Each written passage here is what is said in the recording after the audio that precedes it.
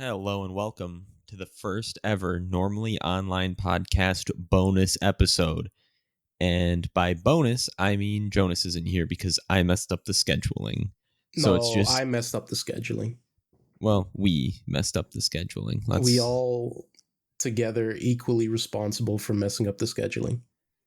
Yeah, so no Jonas today. It's a little duo queue, a little two-man action. Mm-hmm. And it's a bonus episode, not because it's on top of the normal episode, but because without it you would get nothing. So that's the bonus, is at least you get a two-person episode. We introduced the problem and then we're selling you the cure right now. Yep. And it's mandatory. You have to listen to it. It's government requires it to go to the grocery store. And we're only here because we need to make the algorithm happy. You know, we need to keep our weekly. Yeah. In the first, I mean, come on. We've only made it 4 weeks, I think. Yeah. Right? This is you number can't 5. you can't be breaking the pattern 4 weeks in. Yeah. So what's on the docket for today?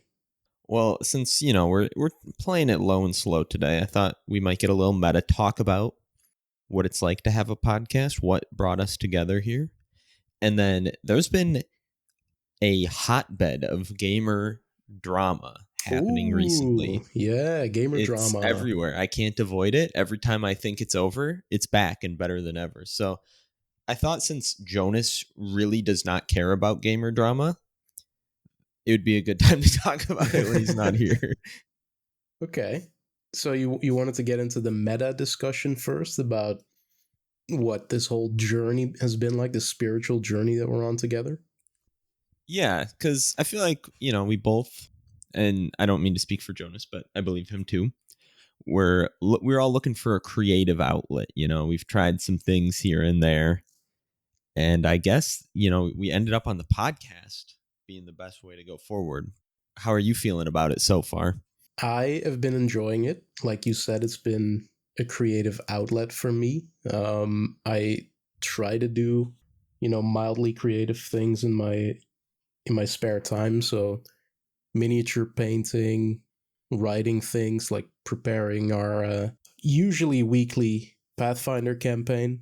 And yeah, I also figured that doing like audio editing, that kind of stuff, which as our dear listeners will know has been a trial by fire. It's interesting. It's a good way to learn new skills because that's also useful for my work generally. And I think you were the one who came with the idea one day, and I don't know if it was a joke at the time, but I was like, sure, I mean, sounds fun. Yeah, I think I was fiending for something because, like you mentioned, I've done some writing, but like the dopamine hit on that is way too slow. So it's like, you got to write for at least a year, if not more, before you actually put something out. If you're writing a book, you could write shorter form stuff. Yeah. But if you're going for like a book length thing, you got to write for a long time. And I was like, I keep, taking months or weeks off of writing because it's like the motivation just isn't there. But with the podcast, you got to be cranking that out every week, which is why we're here right now.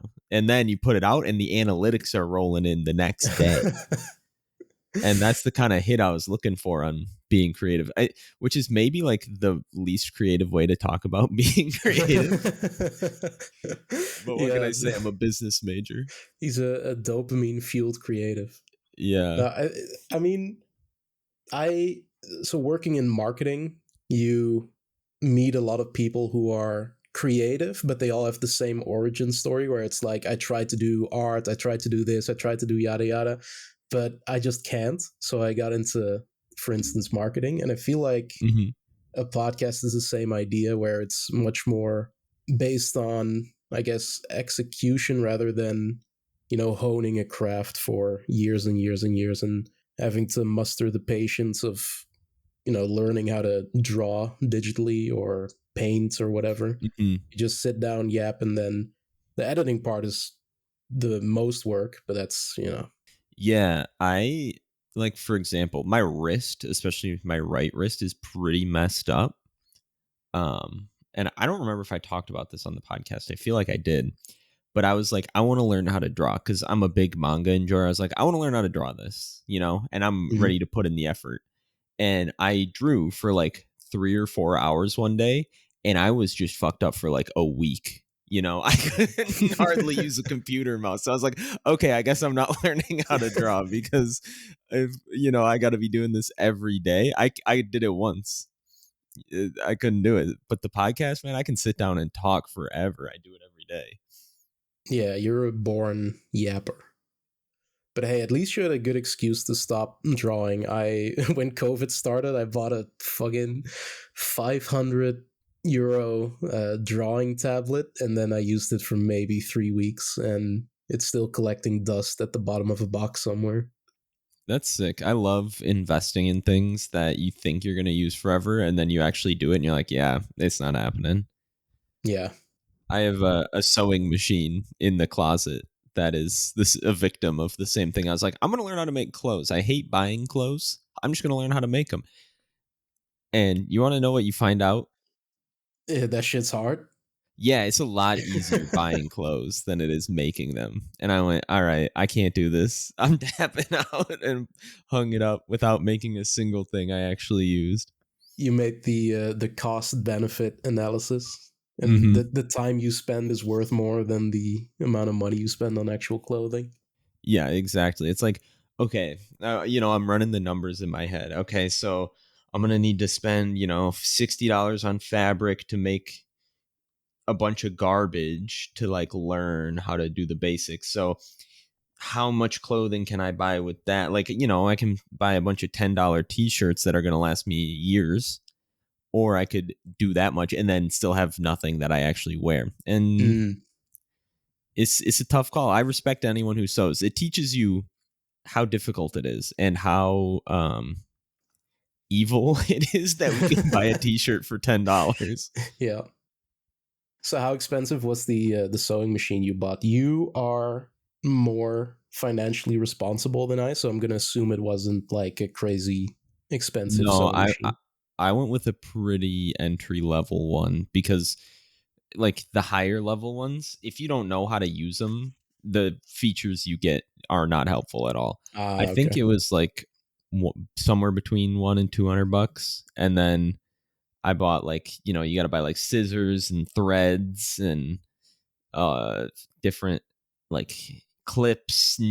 There's a lot of accessories involved in sewing, so And then all you look up tutorials on how to make clothing, and it's all just cosplayer tutorials. No, there actually was a good amount of tutorials, but a lot of them are selling you a kit. Ah, It's like if you could measure everything out and like make sure you buy the right amount of fabric, or you can buy my kit where everything is pre-measured and cut and you just have to sew it together, which I thought was interesting. I didn't know that was a way people were making money online, is selling, and these kits were like $25, so it's not like you're saving money. It's one of those things you just don't know about until you look into it. And it makes you wonder how many different businesses there are running online at all times that you just have no clue about. oh yeah, for those small subcultures, for sure. Dude, there was a tweet the other day that hurt me in the very core of my being. It was like, we need a slur for people who get into a hobby and immediately buy the most expensive gear. Yeah. I I did see felt that so one. attacked. Because usually that's me. If I get into a hobby, I'm like, well, I can't be, starting with the crap gear. I need to get the good gear so that I can make up for my horrible skill. See, I'm the opposite. I buy the cheap stuff and then like 3 months later I'm like, oh, I should have just bought the more expensive, and then I buy the more expensive. But a lot of the times I've tapped out by then, so I save Yeah, money in that yeah, case. yeah. I'm trying to force myself to get back into miniature painting because not just a couple of months ago I bought new paints, even though I still have old paint. But I'm then I'll Hmm. be like, well, that's old paint. Like it's not gonna work as well. Exactly. And it's Yeah, like, oh, well, it doesn't match the thematic color scheme in my head for yeah. what I've got coming up. And then you watch a YouTube video of someone with the same paint making colors that you can't make, and you're just like, what? Hmm. Do I need a new set of paint? Is mine faulty? Nope. I just suck. Have you seen the videos of people in usually like third world countries where it's like, look at this person's incredible skill, and they just do the most insane thing of all time, and they're probably making like 25 cents an hour for it? Yeah. Because I saw a guy, and you just brought this memory back. It was he could match any paint color Oh, just yeah. by eyeballing it. He could see the thing. Like you just bring him, like, so let's say you wanted to paint a car panel because you had a piece break and you couldn't get it in the right color. You just bring it to him, and eyeing up the color of your car, he could get you that, and there you go. That's insane. I have my doubts whether or not those are real, Hmm. but because of the TikTok editing. But if it is, that is like terrifying. Right? It's like, we always talk about the prodigies of like playing piano or The playing chess, savants. right? But they got to exist for everything, and most people just never try matching paint color based on the eye, you know? Yeah. Dude, I am a savant at something. Okay. And what is that? When I wake up in the morning, I can almost always guess what time it is just by, Mm. looking outside. I wish you could profit off of that. Maybe Yeah, you I can can. find a way. I mean, indirectly, I think I'm more productive because I usually wake up like 5 minutes before my alarm goes off, and then I just get up because I wake up naturally, right? And I'm in a better mood. I'm more productive. So Hmm. I choose to believe that I benefit indirectly off of this useless skill. Yeah, I have a similar thing. It's not a consistent one, but I will sometimes wake up literally a minute before my alarm goes off. Like, and it's never more or less. It's like the alarm set for 7. I wake up at 6:59, and I look over at the alarm, and it goes off right as I'm turning to look at it. And I know you're with me on this one, but that feels so good. Yep. There's a bunch of sickos, and we know a couple who Hmm. will wake up just before their alarm goes off and be like, no, I could have gotten 2 more minutes of sleep. And then the alarm goes off and they hit the snooze button. Brother, you're awake. Get up. Yeah. If you're listening to this in bed, get up. It's an order. Someone about to fall asleep. Oh, already. Okay. That's a good point, actually. If you're listening to this in the morning after having just woken up, get up. The day is yours. Carpe diem or whatever. Hmm. Go do something with your life, respectfully. Yeah, and while you're doing it, let's talk about gamer drama. Oh, okay. I feel like we've got a lot cooked up here. A lot's been going on in the gamer world. There has been a lot going on. There's been streamer tournaments, the Hmm. fallouts of streamer tournaments. I've been keeping up with this probably more than any internet drama in a long time, because it's like no one is good in this situation. It's just an example, and I feel like this is why we made the podcast, was around the normally online idea. None of these people are being normally online, Yeah. and it's their downfall. So I guess to start off here, we'll start with Dante's drama number 1. So for those of you who don't know, I'm sorry to teach you about League of Legends streamers. I want to start off there with an apology. But Dantes is a Twitch streamer. He plays League of Legends. He I don't even know what to say about. He's a very energetic, goofy guy. He yells and has a bad mic. If that tells you anything about what to expect when watching a Dantes stream. Buzz Lightyear zoom out gif. The store with all the Buzz Lightyears in Oh yeah. it. Okay. Yeah. Yeah. Yeah. Energetic league streamer with a bad mic. Yeah, Hmm. He's one of those, one of them. and he's blown up over the past year or so, maybe more. And his first drama was he's over in Europe. He's natively Canadian for a tournament, and he picked a friend to be on his team for the tournament. And that friend was so mean to another person on the team that they quit. They just left the team. And then the tournament organizer disqualified said toxic individual. So 3 days before the tournament started, they were down 2 members, which was just an incredible series of events to watch. Yeah, I've been getting daily updates from you on this Hmm. this tournament drama. I really loved watching the clip of the dude popping off on his teammate because you need to be genuinely so abusive and toxic to make someone leave your League of Legends team because this person, I assume they're all like Grandmaster or Challenger tier. Yeah. So, and they're playing on EU West, which I think historically might be the most toxic server out of all of them. Hmm. Source, trust me, I've been banned myself. um, but he's still left from the toxicity. Like you need to be so insane to get someone to that level of tilt, but they managed to do it. They did. And so I thought, and the craziest thing is then they managed to win round one. I don't know if they won round two of the tournament, but they won round one against all odds with Mm-hmm. 2 new people stepping in 3 days before the tournament started. They went and won the first round, which was incredible to watch.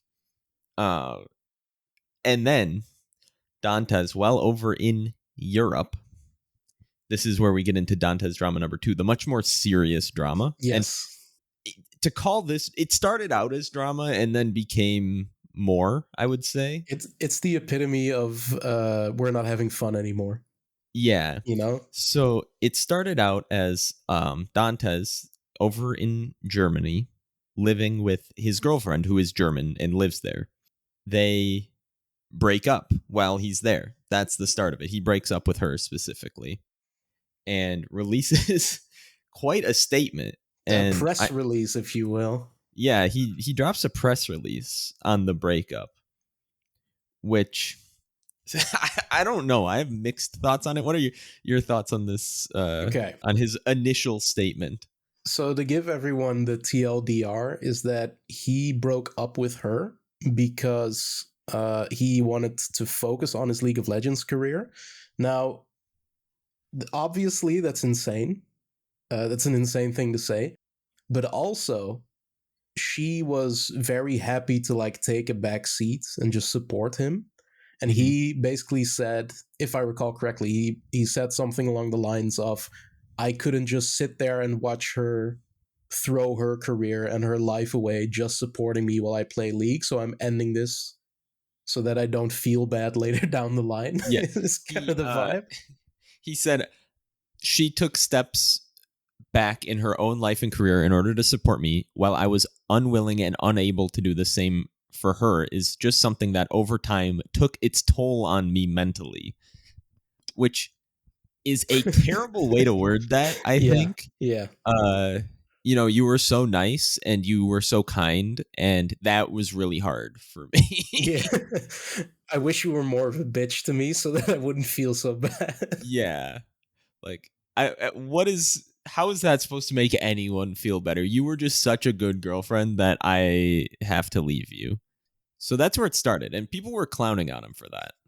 Yeah, rightfully so. Although I will say, it's really weird because on the one hand, it's one of the most childish things you can do. Right? You're like, I break up with Hmm. you so that I can play more League of Legends without feeling bad.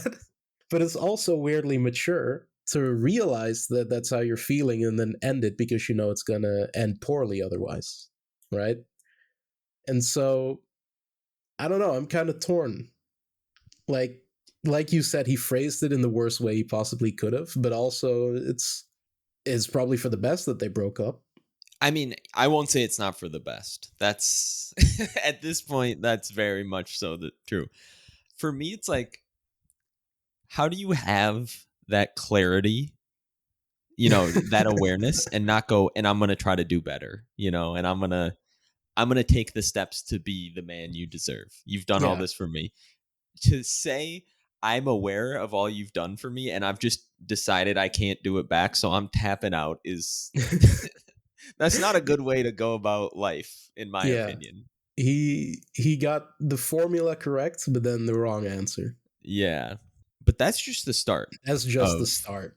this drama. The next thing people dug up was that and they've only been dating for 9 months. So also in my opinion, you just don't need a press release for a 9-month relationship breakup, even if you're a public figure. While we're doing side notes, she also had his name tattooed on her body 5 months in. So Yep, that's where I was going, is people brought that up, and that multiple people were calling that they'd be broken up in a few months. And I believe I saw she's not getting the tattoo removed. I feel like, we're focusing on Dantes a lot here. The the woman in the relationship, Laura, is Mhm. also a public figure. She streams, she cosplays.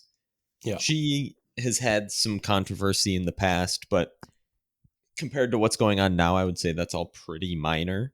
Um, so we don't need to dig into their Yeah. past that And I'm much. pretty sure, the response on the internet has all been clowning on Dantes. Like, she is Mhm. very innocent in the whole ordeal.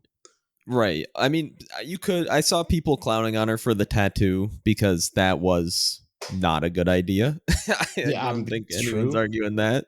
True.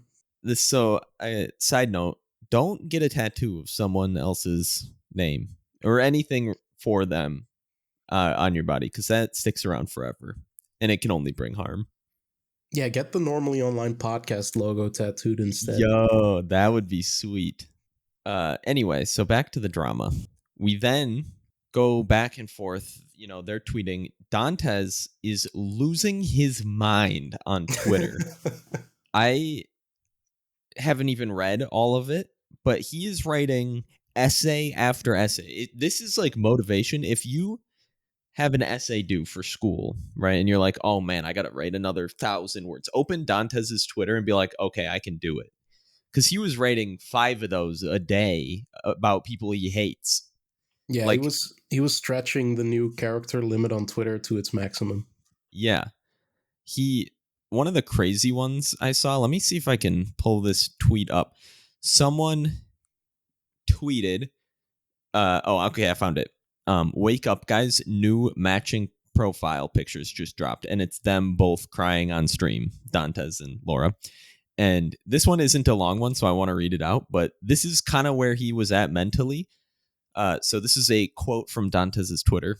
I don't normally do this, but I think it's one of the rare cases that it's extremely warranted.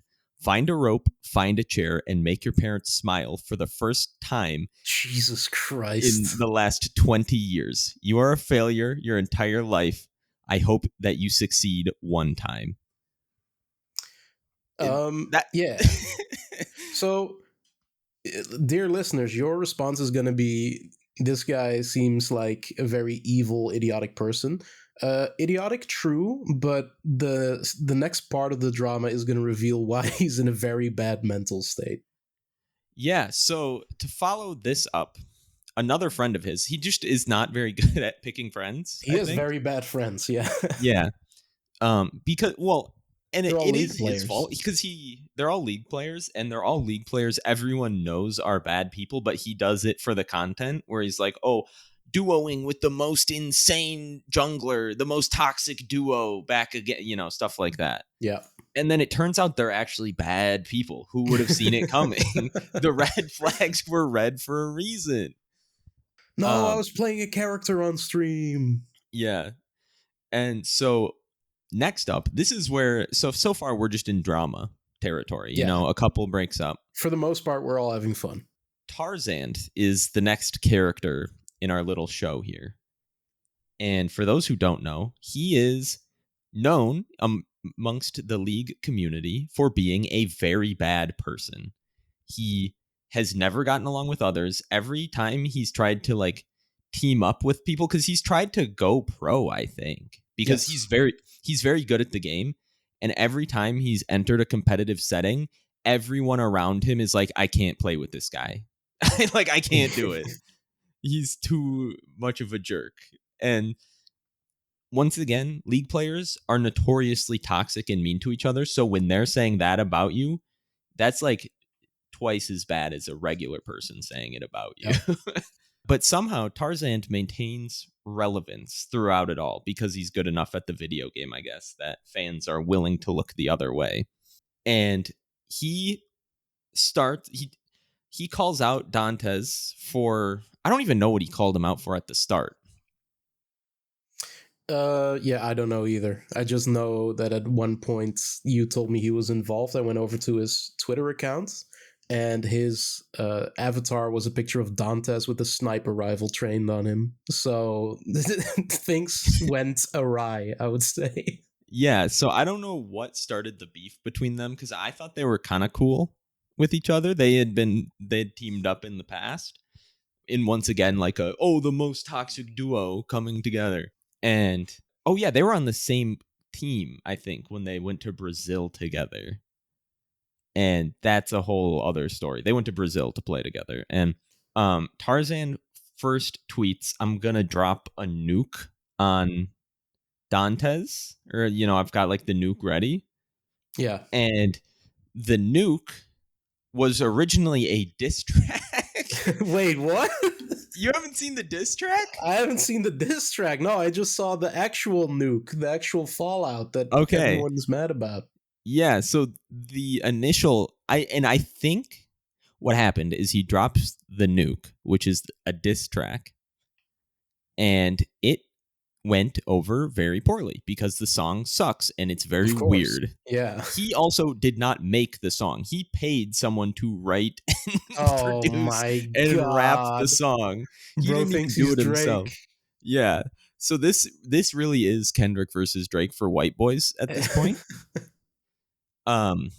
Because then we follow up that with everyone clowning him for the diss track. Mhm. And I think he responded poorly to seeing everyone clown him on the diss track, which he thought was going to go over well because he's a white boy and doesn't know how this kind of thing works. I don't really either, to be honest. This is why everyone needs to study Respect Your Elders, the first, esports related diss track. Mm-hmm. And how well that went over. That went over, yeah. For those unaware of it, it did not go over well. It did not go over well. 5-0. Anyway, yeah. Continue. He goes on stream and he's like, okay, now I've really got the nuke on Dantes. And he leaks that Dantes, this was a mutual thing between Dantes and his girlfriend. They decided she got pregnant on accident and they decided on having an abortion. Yeah. Obviously kept it private the most obvious reason. Yeah. So, whatever your opinion on the ethics of abortion, I'm not here to discuss that right now. All I'm saying is if they kept that shit private and shared it with him thinking he was a friend, and then he went public as like I got you now, man, with that is insane. Yes. It's also a grim reminder to every internet personality out there that other internet personalities are your coworkers, not your friends. Mm-hmm. Yeah, you got to make some real life friends. If you're out here as a professional internet person, I understand it's tough because, Dantes streams League for 12 plus hours a day. He's not spending a lot of time out in society. You still got to get out there and make some friends who don't know about your streaming career. Yeah. Because, and Tarzan, he switched up on him as soon as, and I saw you can a tweet. Say that. I saw a tweet from another League streamer a year ago who was like, as soon as Tarzan sees you as a threat to his brand, he's gonna backstab you. And shit, man, if that ain't the truth. Game of Thrones for 16-year-old white boys edition. Yeah. And so that's where we are now. Actually, Dantes is while recording this, I pulled up Twitch and Dantes is live to 20K viewers. Dude, that's great for him though. Like I was watching him yesterday because she told me the tournament was going on. He was at like 4K. So yeah. So blew up in Tarzan's face. Yeah, and he is live, I believe, just covering the allegations and covering, what happened. And I will say, through all this, that Dantes and Laura have had each other's back through it. You know, which is, that's good to see. that's nice to They see. broke up, but then Tarzan drops this and everyone's fuck Tarzan. All of a Yeah, sudden, you the, know, a common enemy. yeah. Dude, so I don't know if you saw this. I saw this like literally 30 minutes before we started recording. Even Tyler 1 is weighing in. Mm, mm-hmm, Even Tyler 1, so for those who don't know, probably the patron saint of toxic league streamers. mm-hmm. Slightly reformed now that he is a father, but he is the most, rage prone, horrible mic streamer. You know Tyler 1. But even he went serious and for like a minute and a half went, yeah, you don't do that. That's private for a reason. How dare you? Like, if Yeah. for Tyler 1 to say that, Yeah, Tyler 1 like once every 3 years gets serious about something, and that's when you know someone's crossed the line. yeah, exactly. Because he plays a character on stream, definitely. I Mm-hmm. mean, when you play the character for 14 hours a day, at what point is it just you? But that's it's a whole other argument. Mm. Um, when he takes the mask off for a second and goes, "Bro, what the fuck were you thinking?" Like, never under any circumstances should you do that. You messed up. Yeah, it's good though to see that even the league community is against Tarzan on this one because you never know with these people. Mm-hmm. But I have to imagine what would have it have been like if people had liked the diss track. He probably would have kept that shit private, right? It, I might be wrong on the order of things, but I believe that's the order of how it went. And yeah, it would have been interesting if we just ended on the diss track and it was like, oh, Tarzan got him. We can all pack it up and go home. But the diss track was awful, and I do not recommend you listen to it.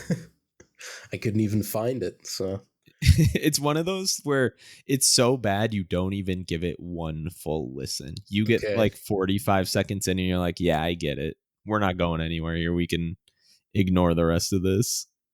So that's the I think that's where where it's left off, right? The Yeah, that's brought us up to modern day. good lord. This has all been happening over the last like 2 weeks. Um, I guess you could call it my Herd versus Depp trial because I've been following it much more closely than I should. Um, and I've wanted to share this knowledge with people. So I hope everyone enjoys being brought into this terrible world I've been living in. I will say, I'm holding you responsible for ruining my Twitter algorithm because Okay. I am now getting a lot of league drama on my timeline that I'm not interested in. I Yeah, saw I am too. some Nemesis drama, and I'm like, I don't want to think about Nemesis at all. I know. Now I see drama about other league streamers. It's like, no, you don't get it. I'm a one stop shopper. I'm not here for other league drama. I walk in, I get my regular, No, I'm here for the and I go Wagyu home. beef of league drama. I Yeah, don't want your hot dogs. exactly. I had some much more lighthearted drama because Okay, that's let's the hear it. thing. So I love Smash Brothers Melee, partially because the game is a lot of fun to watch, not necessarily to play, but to watch, but also because we follow League of Legends esports and some others. I think you're into Rocket League as well a little bit. Hmm. But the problem with those is that they've all gotten so clean, so professional, uh, Commercial. commercial, that the drama isn't that interesting, and so you're forced to look around in the slop mines of league streamers for drama. But Hmm. Smash is just so pure that all the drama revolves around tournaments. And I saw one the other day that just made me laugh and laugh and laugh. So there was this tournament going on. There's always tournaments going on in Smash, and they're usually locals, which means that it's just a local game store will have a couple of tables with old CRT monitors and some Game Cubes, and people show up to play Smash. Hmm. And someone was complaining because they got disqualified. Now, the reason they got disqualified is they pull up to one of those tables, right? It's got the old early 2000s CRT monitor because that's the only way to play Melee without input lag. Hmm. And obviously this monitor is blaring Melee at full sound. But Yeah. this individual is like, nah, I can only play with a headset or with headphones on because I get distracted by noise from other people playing the game, which is, I think, very fair. Feel like I've seen people in tournament wearing headphones before. Yeah, usually the way they do it is someone will have an audio splitter, and then both people plug in their headphones, and then everyone can enjoy the game with headphones. Mm-hmm. But obviously, you can't just put in the audio splitter, connect your own headphones, and then claim the the audio for yourself, right? But that's exactly what our antagonist of today's story, what he did. So imagine you're just sitting, right? You're sitting at the setup, you're waiting for your opponent to show up. He does. He puts in an audio splitter, puts in headphones, and then just starts playing. And you're like, what the hell's going on? Because Melee is one of those games where you definitely need audio because there's a lot of Yeah. small audio cues that you need to be able to read, right? And so this guy obviously goes to the tournament organizer and it's like, hey, this guy just took the audio. And long story short, he gets disqualified because they get into a whole thing. But then he posts the story on Twitter himself, where Oh, he's the hero. I love people who do that. They Right? get busted and then post it online trying to be like, look at how terrible everyone was to me. Yeah, and so the way they phrase it is the guy I beat, by the way, with by taking the audio. He's buddy with the tournament organizer, and so I got banned for that or disqualified for that. And then slowly but surely the thread unravels, and people figure out what actually transpired. And I'm not kidding when I say for 2 weeks I have gotten people giving all of their takes on this. Everyone's weighing in. And Mm-hmm. it's so funny because there's genuinely people who are like, yeah, no, of course, you show up with the audio splitter and headphones. It's up to your opponent to bring their own headphones. What are you talking about? I just want to play Yeah, Melee. The monitor is making sounds, man. Why right. can't we both use that? And the drama just keeps going. And at some point, I look further into this. It turns out that this tournament only had 11 people attending. The entire community has been up in arms, fighting each other at each other's throats over a tournament, a little snafu that happened at a tournament with 11 people. That is incredible. The stakes have never been higher. There's probably a $25 prize pool on this one, man. Exactly. And that's what makes Smash Melee drama so beautiful, is that it's a culture that's been going on for 20 years, and they have nothing else to talk about because everything else has been covered. Yeah, and like I feel like Melee or maybe Smash Bros in general is one of those games that like no one makes a job out of. Sure, the like top 10, maybe top 25 players make a job out of it. But like most people there are just there for the love of the game. Yeah. So to try to uproot the community and divide it over something like this is so funny. That's, like you said, is because people do it for the love of the game. They're also much more passionate about dumb shit like this. Like Yeah. if something comparable happened in League, everyone would just be like, okay, weirdos, whatever. But everyone feels the need to weigh in, and that's so beautiful. Yeah, because in League, it's like, well, the other players are all paid a salary to be there so they can Yeah. buy their own headphones if they need it. But this guy going to the Smash local has made negative dollars on Super Smash Bros. Dude, I have walked around at one Smash tournament once in my life. As the escalator goes up to that floor, there's just a smell, a stench that Yeah. overwhelms me. It's a special kind of vibe, and I don't think I want to go to another Smash tournament ever. Yeah, I don't think I've ever been to like a real Smash tournament. I've been to like I've been places where there were Smash tournaments, but that wasn't what we were there Right. for. Yeah. And I just feel like if I was a tournament organizer, I'm mandating armpit checks. Oh yeah. If you stink, you're not playing, brother. I'm sorry, So go home. let me put it this way: the armpit stench was definitely there, Mm-hmm. but it wasn't the main stench. Are they pooping their pants at the It melee smelled. tournament? Let me do a little callback and tell you that it smelled like everyone just finished a very long run. That is that is sickening. That They is don't know how vile. to. They should be using some bidets at those tournaments, man. Yeah. Oh, Get a dude wipes sponsorship, maybe. yeah. Are those evil? Because they say they're flushable, but everyone I see says you cannot flush these. That is a lie. I have also only heard about anything flushable that it's not flushable. So Mm-hmm. yeah, I'm gonna assume that's evil. I learned and I learned this from my wife, who she specifically told me not to bring this up, so I have to.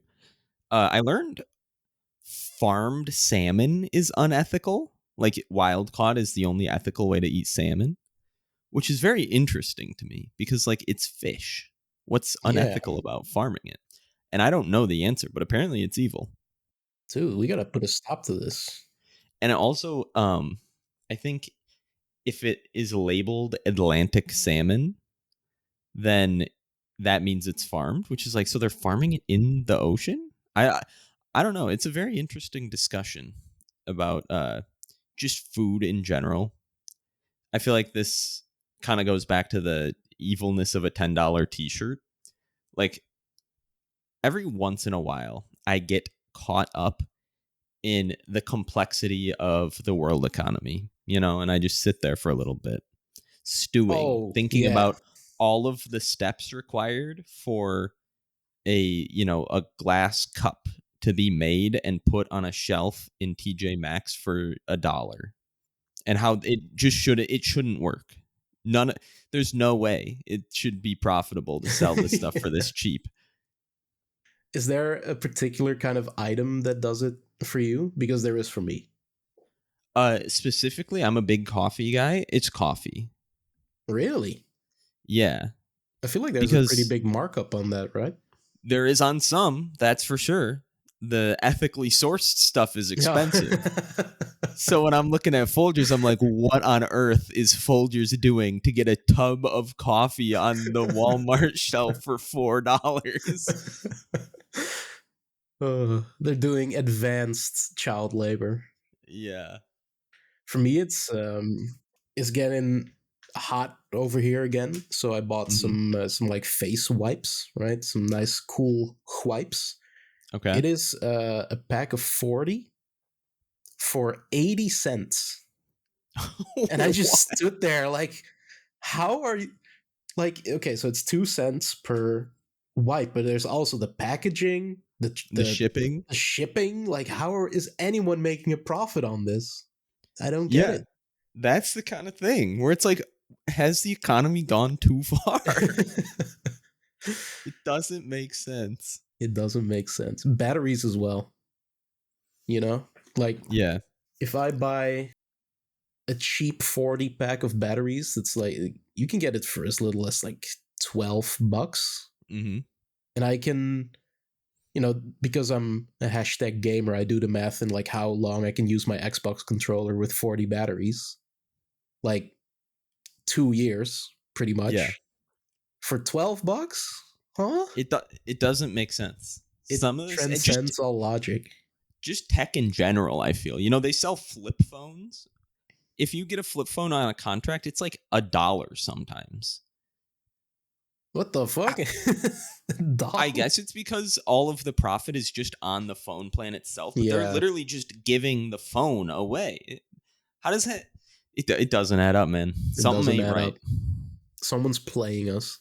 Yeah. I feel like we've been going for a while now talking about nothing. Maybe it's a good time to wrap it up. That's true. But that's also why people are listening. Oh, that's true. If you're still here, comment hashtag Oh, Dantes did nothing I'll wrong. I'll I'll cut you off here Okay. because I can tell you're struggling. A friend of the show, Misi, recommended we add a question of the episode, I guess, question of the week. And Question of the week. I have one prepped for next week because it's something I wanted to talk about on the show when Jonas was here. So in the comments, sound off on what being normally online means to you. And we'll talk about that on the next episode. On the actual episode. The real episode. Episode 4. This is a fake bonus episode. I will say we went into this just kind of like having a short list of things to cover. I did not expect us to go full episode length. I didn't either. I was thinking like, oh, we're doing a little 2-man episode. Maybe we'll hit 20 minutes. 20 minutes, yeah. Anyway. Turns out we love yapping. We love yapping, especially when it's about video games. Mm-hmm. Anyway, thanks for listening to the bonus episode of the Normally Online podcast. We will be back next week, hopefully, with all 3 members. Bye.